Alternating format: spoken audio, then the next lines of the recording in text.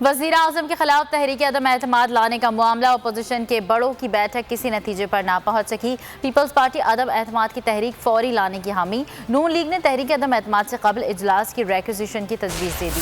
ملاقات کے بعد مولانا نے صحافی کے سوال پر کہا، بیان نوٹ کریں، بات کی کھال نہ نکالیں۔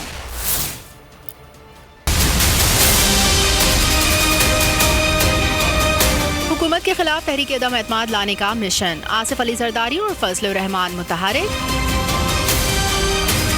زرداری مولانا سے مشاورت کے لیے ان کے گھر پہنچے، دونوں کے درمیان 1 on 1 ملاقات ہوئی۔ لیگی قائد اور اپوزیشن لیڈر شہباز شریف بھی فون کے ذریعے ملاقات میں شریک ہوئے۔ معاملے پر طویل مشاورت ہوئی، تاہم اپوزیشن کے درمیان ڈیڈ لاک برقرار ہے۔ ذرائع کے مطابق اپوزیشن کے چند رہنما براہ راست تحریک لانے کے حق میں ہیں، تاہم لیگی ذرائع کے مطابق نون لیگ نے تجویز دی ہے کہ پہلے اجلاس طلب کریں، پھر عدم اعتماد کی تحریک جمع کروائیں۔ ملاقات کے بعد مولانا فضل الرحمان نے صحافی کو جھاڑ پلا دی۔ صحافی کے سوال پر مولانا بولے، بیان نوٹ کریں، بات کی کھال نہ نکالیں۔